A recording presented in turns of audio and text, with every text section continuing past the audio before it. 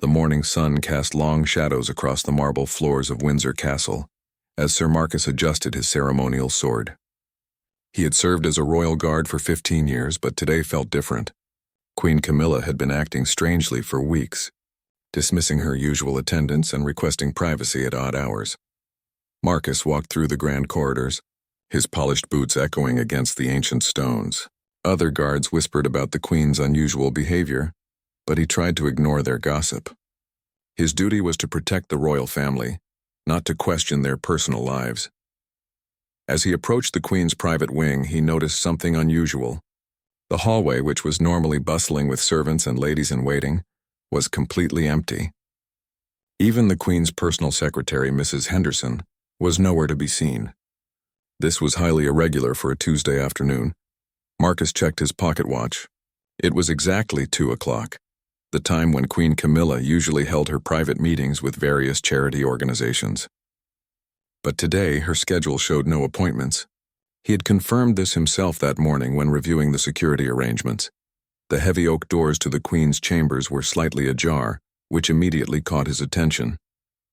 Protocol demanded that these doors remain either fully open during official meetings or completely closed and locked during private time. This half-open position violated every security measure he had been trained to follow. He could hear faint voices coming from inside the room. At first, Marcus thought perhaps the Queen was having an unscheduled phone call with King Charles, who was currently visiting Scotland on official business. But as he moved closer, he realized there were definitely 2 people speaking in hushed tones inside the chamber. Marcus felt his heart rate increase. His training kicked in as he considered the possibilities. Could there be an intruder in the Queen's private rooms? Had someone managed to breach the castle's security? The thought terrified him, knowing that any failure in protection could cost him his career and, more importantly, could endanger the Queen's life. He placed his hand on his radio, ready to call for backup, but something made him hesitate. The voices didn't sound distressed or threatening. Instead, they seemed intimate and familiar. One voice was definitely Queen Camilla's, but the other voice was male and spoke with an accent he couldn't quite identify. The conversation seemed to be coming from the Queen's private sitting room, a space that was considered off-limits to everyone except the immediate royal family and a select few trusted servants. Marcus had only been inside that room once during a security sweep before a state dinner, and he remembered how personal and comfortable it felt compared to the formal reception areas. As he stood there debating his next move, Marcus heard the Queen laugh softly. It was a sound he had never heard before in all his years of service. Queen Camilla's public persona was always dignified and reserved, but this laugh was warm and genuine, almost girlish in its spontaneity. The male voice responded with what sounded like an endearing comment, though Marcus couldn't make out the exact words. What he could hear clearly was the affection in the stranger's tone, the kind of intimacy that spoke of a close personal relationship. Marcus found himself in an impossible situation. His duty as a royal guard demanded that he investigate any unauthorized presence in the Queen's private chambers. But his instincts told him that whatever was happening inside that room was deeply personal, and perhaps not something he was meant to witness. He thought about the Queen's recent behavior changes, the mysterious afternoon absences, the unusual requests for privacy, the way she'd been dismissing her regular staff. Suddenly, these actions began to form a pattern that made Marcus extremely uncomfortable. The sound of footsteps approaching from the other end of the hallway made his decision for him. Mrs. Henderson was returning from wherever she had been, carrying a tea tray. Marcus quickly stepped back from the door and pretended to be conducting a routine security check of the corridor. "Good afternoon, Sir Marcus," Mrs. Henderson said with a knowing smile that made him feel like she could read his thoughts. "Everything secure in this area?" "Yes, ma'am," Marcus replied, though his voice sounded strained even to his own ears. "Just conducting the standard afternoon rounds." Mrs. Henderson nodded and walked past him toward the Queen's chambers. As she reached for the door handle, she paused and looked back at Marcus with an expression that seemed to carry a warning. "The Queen values her privacy above all else, Sir Marcus," she said quietly. "I'm sure you understand the importance of discretion in your position." Before Marcus could respond, Mrs. Henderson knocked gently on the door and called out, "Your Majesty, I have your tea." The voices inside immediately fell silent, and Marcus heard the quick shuffling of feet across the floor. "Just a moment, please," came the Queen's voice, but it sounded different now, slightly breathless and hurried. Marcus could hear whispered conversations and what sounded like someone moving quickly around the room. After what seemed like an eternity, the door opened wide and Queen Camilla appeared, looking perfectly composed but with a slight flush to her cheeks. She was wearing a simple afternoon dress that Marcus had never seen before, something more casual and flattering than her usual formal attire. "Thank you." "Mrs. Henderson," the Queen said, taking the tea tray. "I was just finishing up some personal correspondence." As Mrs. Henderson entered the room to help arrange the tea service, Marcus caught a glimpse inside the chamber. The sitting room looked exactly as it should, with no signs of any visitor. But he noticed that one of the tall windows that led to the private garden was slightly open, and the curtains were moving gently in the afternoon breeze. That evening, Marcus couldn't shake the feeling that something significant had happened in the Queen's chambers. He tried to focus on his regular duties, but his mind kept returning to those whispered voices and the Queen's unusual behavior. During the shift change at 8 o'clock, he found himself volunteering for the night patrol, something he rarely did. The castle took on a completely different character after dark. The grand hallways that bustled with activity during the day became quiet and mysterious, lit only by the soft glow of antique lamps. Marcus walked his rounds methodically, checking each door and window, but his real attention was focused on the Queen's wing. Around 11 o'clock, as Marcus was completing his second round of the evening, he noticed a figure moving in the castle's rose garden. The person was staying in the shadows, carefully avoiding the areas illuminated by the security lights. Marcus's training immediately kicked in, and he quietly made his way to the nearest window for a better view. The figure was definitely male, tall and lean, wearing dark clothing that made him nearly invisible in the moonlight. He moved with the confidence of someone who knew the garden layout well, avoiding the gravel paths that would make noise and sticking to the grass borders between the flower beds. Marcus reached for his radio to alert the other guards, but something made him pause. The man wasn't behaving like an intruder trying to break into the castle. Instead, he seemed to be leaving, walking away from the building toward the outer gardens that bordered the private royal quarters. As the figure passed under a shaft of moonlight, Marcus got a clearer look at him. The man appeared to be in his 40s with dark hair that was slightly graying at the temples. He was well dressed, wearing what looked like an expensive suit, not the typical clothing of a castle employee or a common trespasser. Most intriguingly, the man carried himself with an air of familiarity and ease that suggested he had been in these gardens many times before. He knew exactly where to step to avoid the motion sensors, and he seemed to know which areas were monitored by security cameras and which were not. Marcus watched as the man made his way to a small gate in the outer wall, a gate that was supposed to be locked and was rarely used except by the gardening staff. To Marcus's amazement, the man produced a key and unlocked the gate as if it were the most natural thing in the world. Before leaving, the mysterious visitor turned back toward the castle and looked up at what Marcus realized were the windows of Queen Camilla's private chambers. Even from a distance, Marcus could see the man smile and give a small wave, as if he was saying goodbye to someone who might be watching from above. The next morning, Marcus arrived for his shift feeling exhausted and confused. He had spent most of the night wondering whether he should report what he had seen. His duty as a royal guard was clear, but he also understood that the royal family deserved privacy in their personal lives. During the morning briefing, the head of security, Colonel Davies, reviewed the previous night's reports. Everything had been routine except for a minor issue with one of the outer gate locks that had apparently malfunctioned and needed repair. Marcus realized that this must have been how the mystery man's exit was explained away. As the briefing concluded, Colonel Davies pulled Marcus aside. "Sir Marcus, I understand you volunteered for night duty yesterday. That's commendable dedication, but I want to make sure you're not overworking yourself." "No, sir. I was just trying to be helpful," Marcus replied, studying the colonel's face for any sign that he knew about the garden incident. "Good man. However, I want to remind you that discretion is perhaps the most important quality we require in our guards. The royal family trusts us not just to protect their physical safety, but also to protect their privacy and dignity."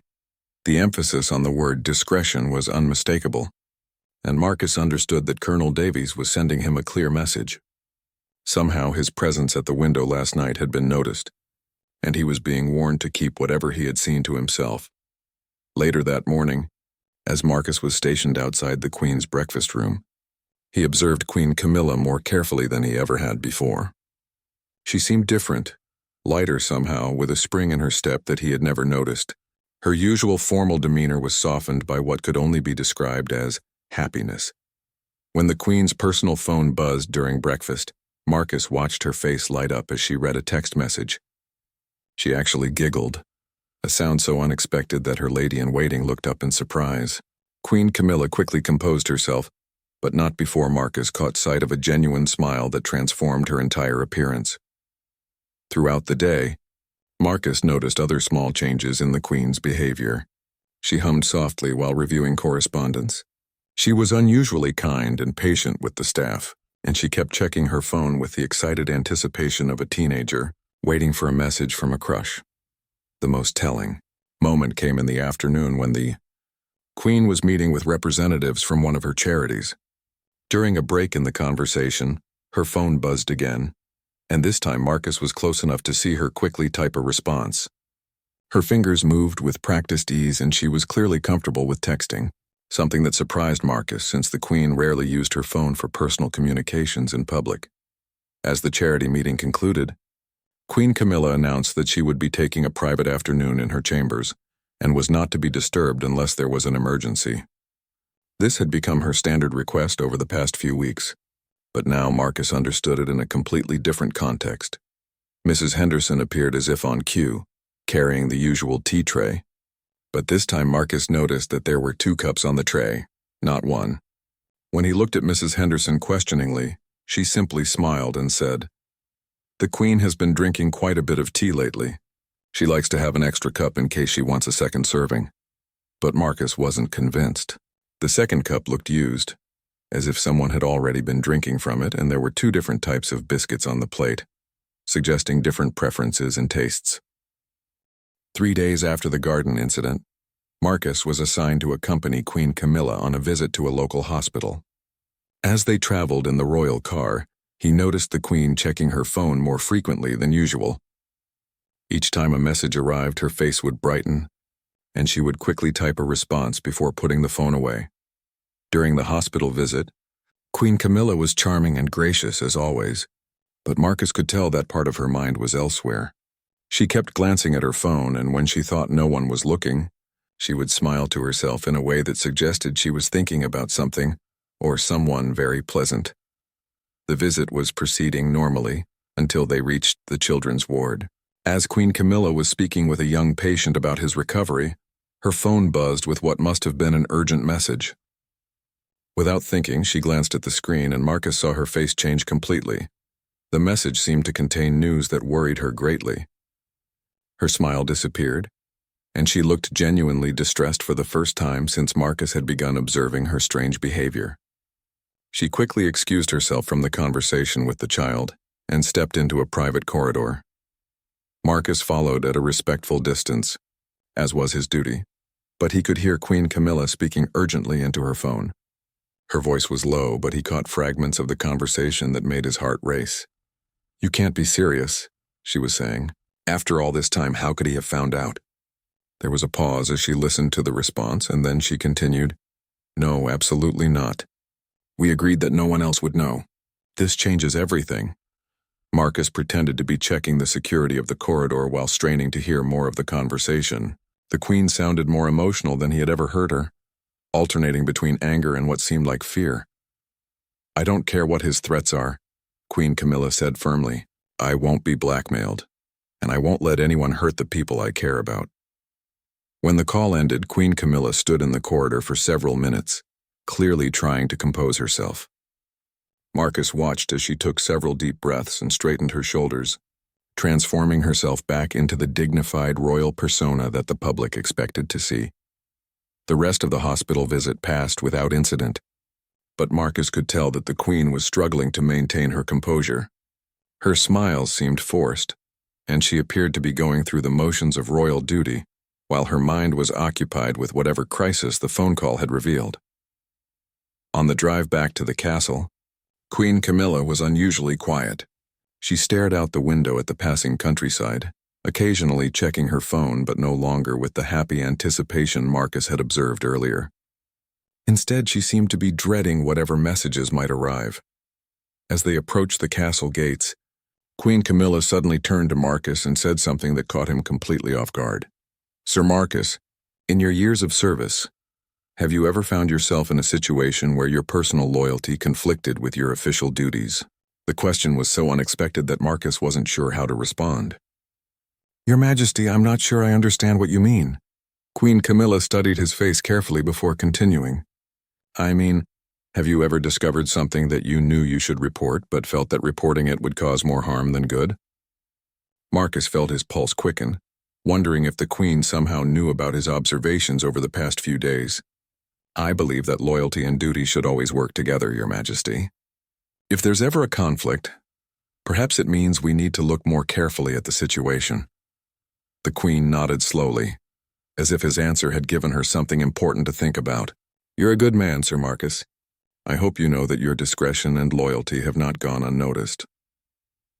That evening, Marcus was walking through the castle when he overheard Colonel Davies having a tense phone conversation in his office.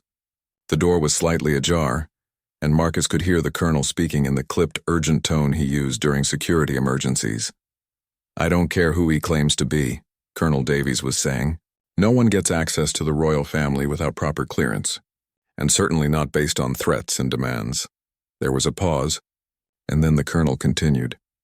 "If he tries to contact any member of the royal family again, or if he attempts to enter the castle grounds, he is to be arrested immediately. Is that understood?" Marcus quickly moved away from the office, but his mind was racing. It seemed clear that the phone call Queen Camilla had received at the hospital was related to some kind of threat or blackmail attempt. Someone was trying to use information about her private life to gain access to her, or to force her to do something against her will. Later that night, as Marcus was conducting his rounds, he noticed unusual activity in the castle's communications center. Several staff members who normally worked only during business hours were present, and there seemed to be an elevated level of security monitoring taking place. He also observed that additional guards had been posted at various entrances to the castle, particularly those that led to the royal family's private quarters. Whatever threat had been made against Queen Camilla was being taken very seriously by the castle's security team. Around midnight, as Marcus was checking the outer perimeter, he saw a figure approaching the main gate. The person was walking boldly up the main drive, making no attempt to hide or sneak onto the property. As the figure got closer to the security lights, Marcus could see that it was the same man he had observed leaving through the garden gate several nights earlier. The man walked directly to the guard, stationed at the main entrance, and began speaking with the duty officer. From his position, Marcus couldn't hear the conversation, but he could see that the visitor was becoming increasingly agitated. The man was gesturing emphatically and appeared to be demanding something from the guard. After several minutes of discussion, 2 additional security officers emerged from the guardhouse. The mysterious visitor was clearly not being allowed onto the castle grounds, but he wasn't leaving voluntarily either. The conversation continued for nearly 20 minutes, with the man becoming more animated and the security officers becoming more firm in their refusal. Finally, the man reached into his jacket and pulled out what appeared to be a manila envelope. He held it up so the guards could see it clearly, and Marcus could tell that whatever was in that envelope was being used as some kind of leverage or threat. The security officers at the gate examined the envelope's contents under the bright security lights, and Marcus could see their expressions change from firm authority to genuine concern. Whatever the mysterious visitor had shown them was serious enough to warrant immediate action. One of the guards quickly picked up a phone and made what appeared to be an urgent call to someone inside the castle. Within minutes, Colonel Davies himself appeared at the gate, which was highly unusual for a late-night incident.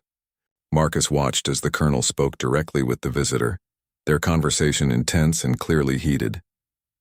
The man kept pointing at the envelope and gesturing toward the castle, while Colonel Davies maintained a stern, unyielding posture.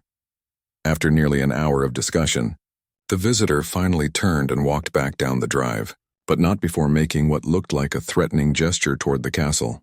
Colonel Davies remained at the gate, speaking with his security team for several more minutes before returning to the castle with the envelope in his possession. The next morning, the atmosphere in the castle was noticeably tense. Staff members spoke in hushed tones, and there was an undercurrent of anxiety that Marcus had rarely experienced during his years of service. Queen Camilla appeared for her morning appointments, but she looked as if she hadn't slept well, and her usual composure seemed strained. During a brief break between meetings, Mrs. Henderson approached Marcus with an unusual request. "Sir Marcus, the Queen would like to speak with you privately in her study at 2 o'clock this afternoon. Please ensure that you are not needed elsewhere at that time." The request was so unexpected that Marcus wondered if he was in trouble for something. Had someone observed his late-night surveillance activities? Had the Queen somehow discovered that he had been watching her chambers and monitoring her behavior? When 2 o'clock arrived, Marcus knocked on the door of Queen Camilla's private study, a room he had never entered before in all his years of service. The Queen's voice called for him to enter, and he found her sitting behind an antique desk, looking more vulnerable and human than he had ever seen her. "Please sit down, Sir Marcus," she said, gesturing to a chair across from her desk. "I have something very important to discuss with you, and I need your complete honesty." Marcus sat down carefully, his mind racing through all the possible reasons for this unprecedented private meeting. Queen Camilla took a deep breath before continuing. "In your duties as a royal guard, you observe many things that are not meant for public consumption. Your discretion has always been exemplary, but I find myself in a situation where I need more than just your professional silence." She paused and seemed to be gathering her courage before speaking again. "I believe you may have noticed some changes in my routine over the past few weeks. Changes that might have raised questions in your mind about my activities during my private time." Marcus felt his heart pounding, but he tried to keep his expression neutral. "Your Majesty, my role is to ensure your safety, not to monitor your personal activities." The Queen smiled sadly. "That's a diplomatic answer, Sir Marcus, but I need to know exactly what you have observed.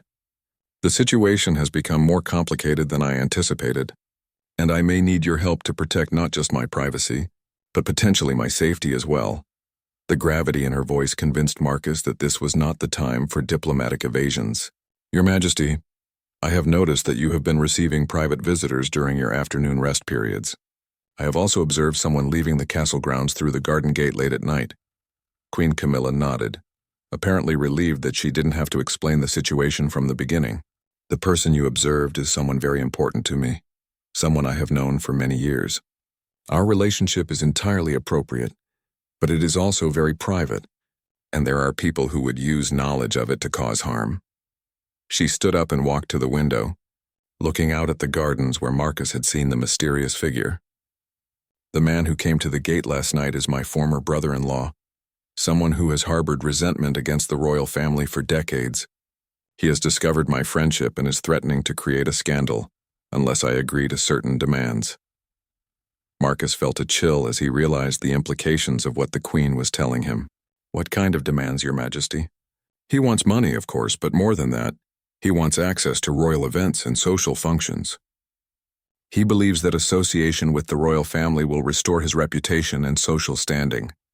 He's threatening to release private photographs and personal correspondence unless I comply with his wishes." The Queen returned to her chair, and Marcus could see that she was struggling with emotions she rarely allowed herself to show. "The person I have been meeting with is someone who has brought great joy and companionship into my life during a difficult time. Our friendship is precious to me, and the thought of it being twisted into something sordid and scandalous is unbearable." Marcus felt a surge of protective anger on the Queen's behalf. "Your Majesty, surely there are legal remedies for this kind of blackmail. The police could investigate, and the castle's security team could ensure your protection." Queen Camilla shook her head. "Legal action would require making the details of my private life public, which is exactly what I'm trying to avoid. And as for security, I'm more concerned about protecting my friend than protecting myself. This person has done nothing wrong and doesn't deserve to be dragged into a public scandal." She looked directly into Marcus's eyes with an intensity that made him understand the depth of her feelings. "I need to know that I can count on your absolute loyalty and discretion. There may come a time when I need you to do things that go beyond your normal duties, things that might seem to conflict with standard protocol. Marcus felt the weight of the responsibility she was placing on him, but he also felt honored by her trust. "Your Majesty, you have my complete loyalty. Whatever you need me to do to protect you and preserve your privacy, I will do without question." The Queen's relief was visible, and for the first time in days, she smiled genuinely. "Thank you, Sir Marcus. I cannot tell you how much that means to me."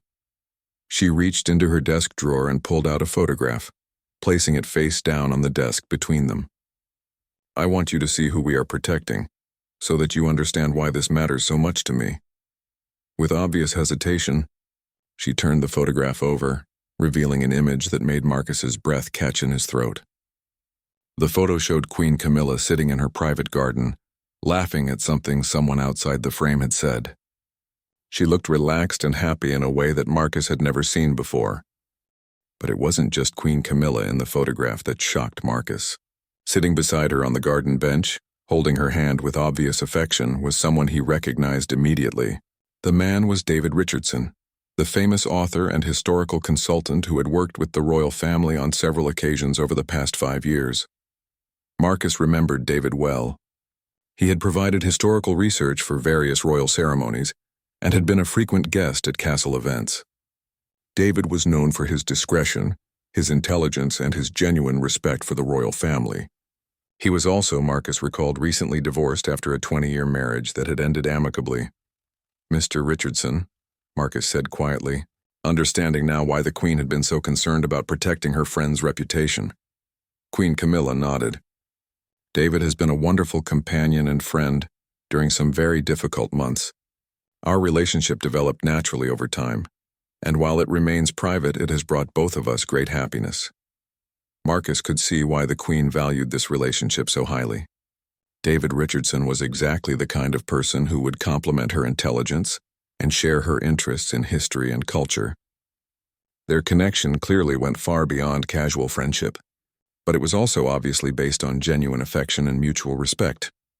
"The problem," Queen Camilla continued, "is that my former brother-in-law has somehow obtained several photographs like this one, along with copies of some very personal text messages.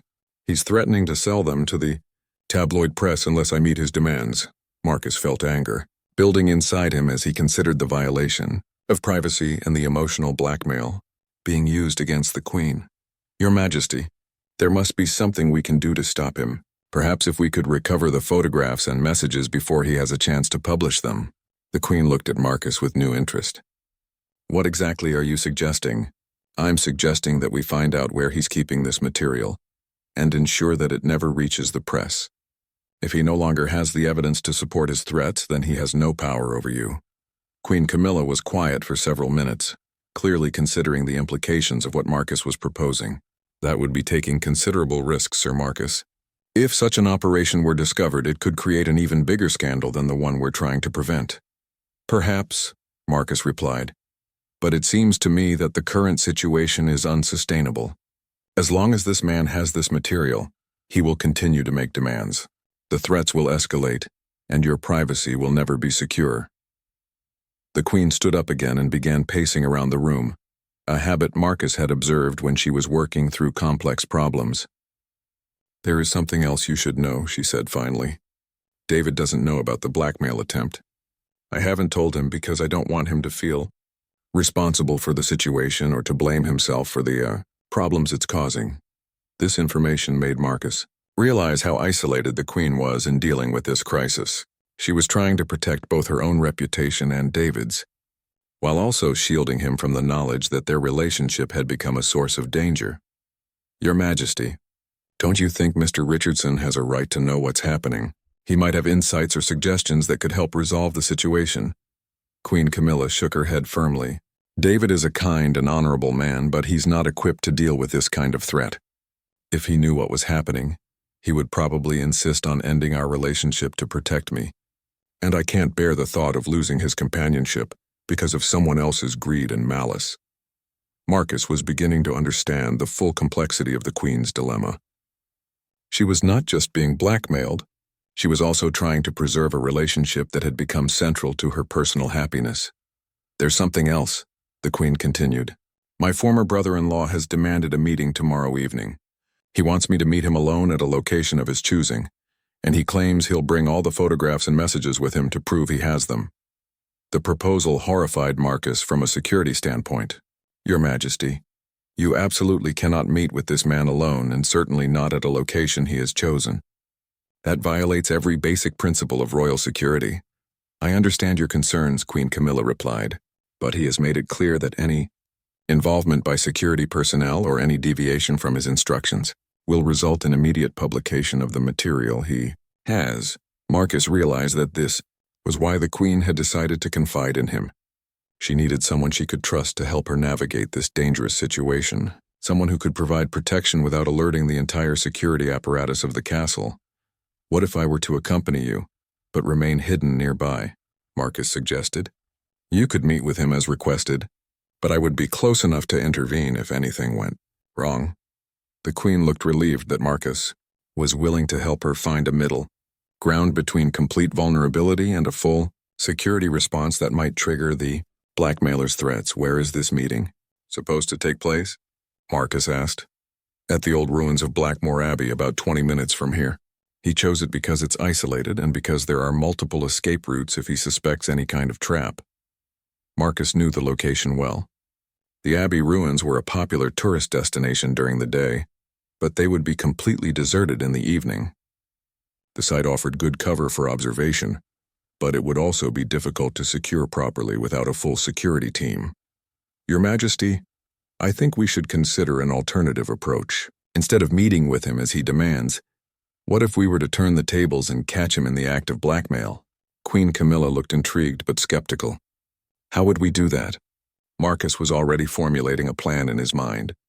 What if we were to arrange for the meeting to take place, but document the encounter in a way that proves he is attempting to blackmail you? If we could get him to clearly state his demands and threats on recording, we would have evidence of criminal behavior that we could use against him. The idea seemed to energize the Queen, and Marcus could see her mind working through the possibilities. That's a very clever suggestion, Sir Marcus. But how would we manage to record the conversation without him knowing? Marcus spent the next several hours working out the details of their plan. He would position himself in the ruins before the Queen arrived, using specialized recording equipment that the castle's security team used for surveillance operations. The Queen would wear a small transmitter that would allow Marcus to hear everything that was said, and she would carry a panic button that would bring him running if she felt threatened. The following evening, Marcus arrived at Blackmore Abbey an hour before the scheduled meeting time. The ancient ruins provided excellent cover, with crumbling walls and stone archways that allowed him to remain hidden while keeping the meeting location in clear sight. He tested all the recording equipment and established secure communication with the Queen.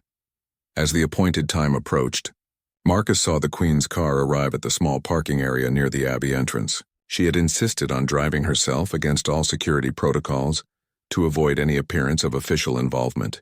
Marcus watched through his binoculars as she walked toward the ruins, looking remarkably composed despite the stress of the situation. The blackmailer arrived exactly on time, emerging from behind one of the larger stone walls where he had apparently been waiting and watching. Marcus recognized him immediately as the same man who had caused the disturbance at the castle gate and who had been leaving through the garden on that night weeks earlier. Your Majesty, the man said with mock formality as he approached Queen Camilla. How gracious of you to accept my invitation. Through his earpiece, Marcus could hear the conversation clearly, and he started the recording equipment as the Queen responded with icy dignity. I'm here because you claim to have something important to discuss. I suggest you get to the point quickly. The blackmailer smiled unpleasantly and pulled out a manila envelope similar to the one he had shown the security guards. I think you know exactly what I want to discuss. Your secret afternoon visits with the charming Mr. Richardson have been quite touching to observe. Marcus felt his anger flare as he heard the man's mocking tone, but he forced himself to remain focused on documenting the conversation. I have photographs of your intimate moments together, the man continued, along with copies of some very romantic text messages. I'm sure the press would find them fascinating, especially the ones where you express such passionate feelings for your dear David. Queen Camilla maintained her composure, but Marcus could hear the strain in her voice. What exactly do you want? I want what's rightfully mine. the blackmailer replied, his voice becoming more aggressive. I want access to royal society. I want invitations to state functions. And I want a regular monthly payment that reflects my new status as someone with valuable information about the royal family. The man was clearly stating his demands in terms that would constitute criminal blackmail, and Marcus felt satisfaction knowing that every word was being recorded. And if I refuse? The Queen asked. Then tomorrow morning every tabloid in Britain will have copies of these photographs and messages. Your precious David will find his face on the front page of every newspaper, and his reputation as a respectable historian will be destroyed. Your own dignity will be shredded, and the royal family will face yet another embarrassing scandal. Marcus could see that the Queen was struggling to maintain her composure in the face of these explicit threats. He was prepared to intervene immediately if she gave him the signal, but he also knew that they needed to get as much evidence as possible on the recording. How do I know you'll keep your word? Queen Camilla asked. How do I know that paying you will actually end these threats? The blackmailer laughed coldly. You don't, but you also don't have any choice. You can pay me and hope for the best, or you can refuse and guarantee that your secret becomes front-page news. It was at that moment that Marcus heard something that changed everything. In the distance, coming from the direction of the parking area, he could hear footsteps on the gravel path leading to the ruins. Someone else was approaching the meeting site.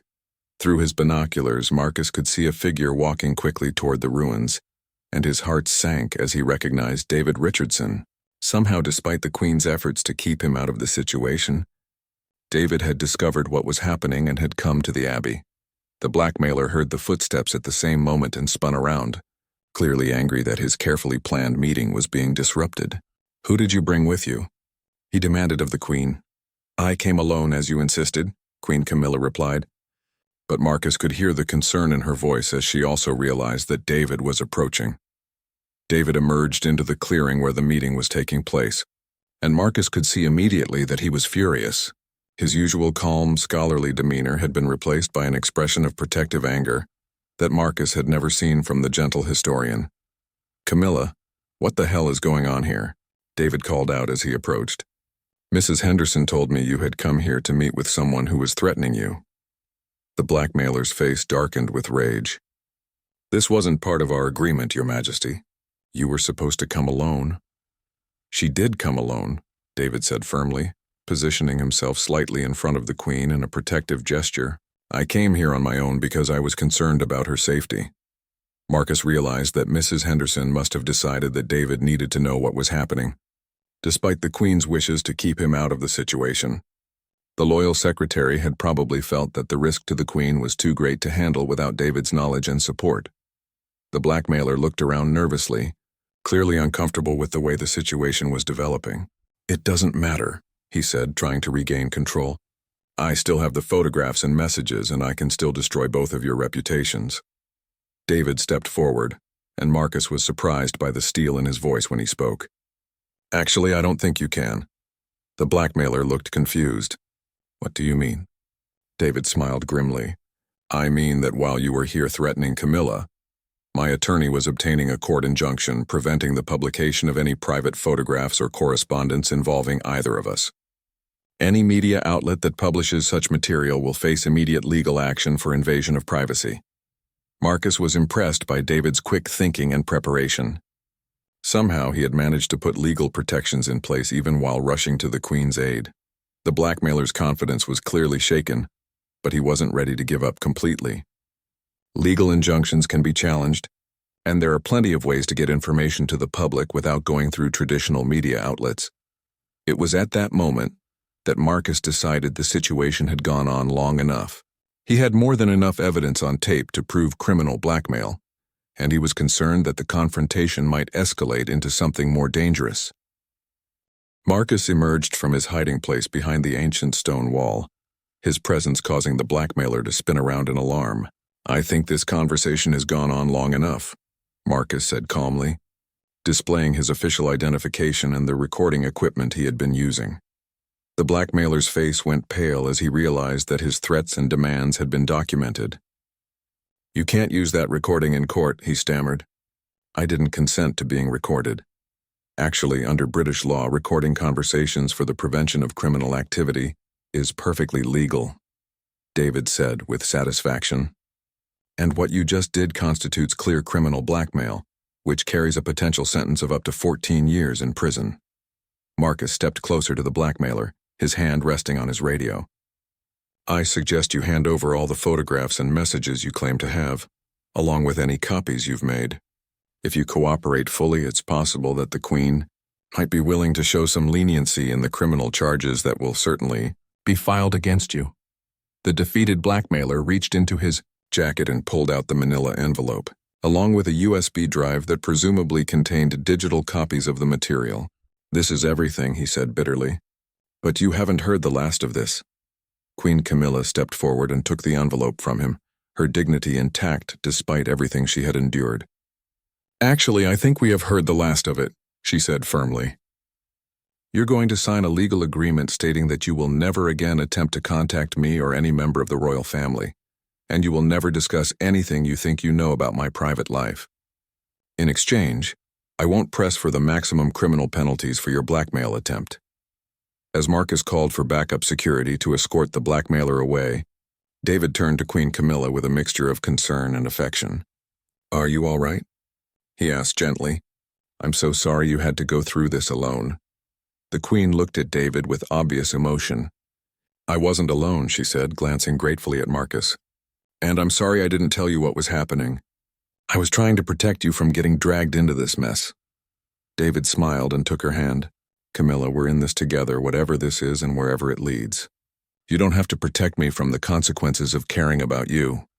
Marcus tactfully turned away to give them a moment of privacy, while he coordinated the arrival of additional security personnel.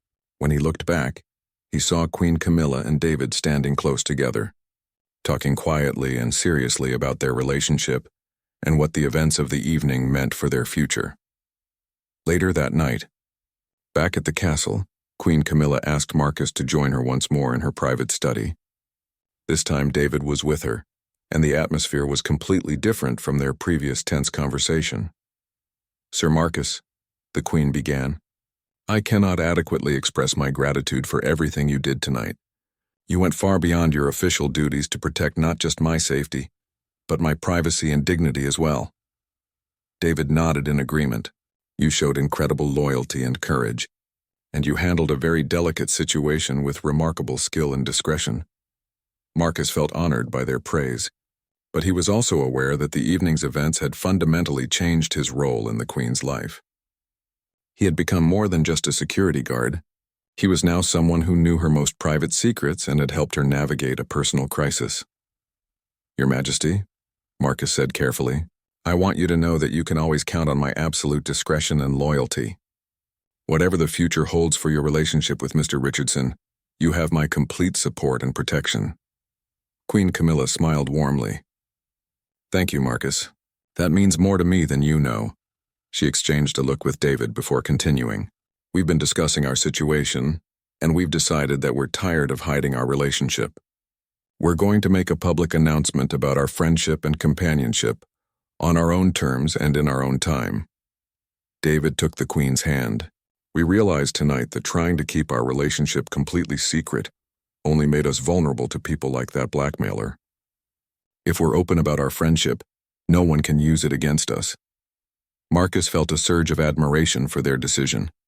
It took courage to choose transparency over secrecy, especially when it meant facing potential public scrutiny and criticism. We'll need to coordinate with the palace's communications team, Queen Camilla continued, and we'll need to prepare for increased security attention. But we're ready to stop sneaking around and start living our lives honestly.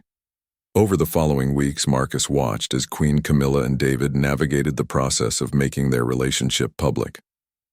The announcement was handled with dignity and grace, emphasizing their shared interests and mutual respect, while maintaining appropriate boundaries about their privacy. The public response was largely positive, with most people expressing happiness that Queen Camilla had found companionship and friendship during what had been a difficult period in her life. David's reputation as a respected historian, and his obvious genuine affection for the Queen, won over even some initial skeptics. Marcus continued in his role as Queen Camilla's personal guard, but his relationship with her had evolved into something deeper than a typical professional arrangement. He had become a trusted confidant and protector who understood the complexities of balancing public duty with private happiness.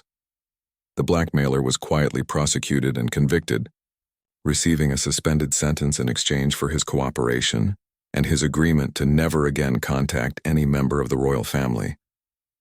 The photographs and messages were destroyed under court supervision, and the entire incident was handled with minimal publicity. As Marcus watched Queen Camilla and David together during public appearances, he could see how much happier and more relaxed she had become since their relationship became public. She no longer had to worry about secret meetings or hidden communications, and David was able to openly support her during official functions and charitable events. The experience had taught Marcus something important about loyalty and service. Sometimes protecting someone means more than just ensuring their physical safety.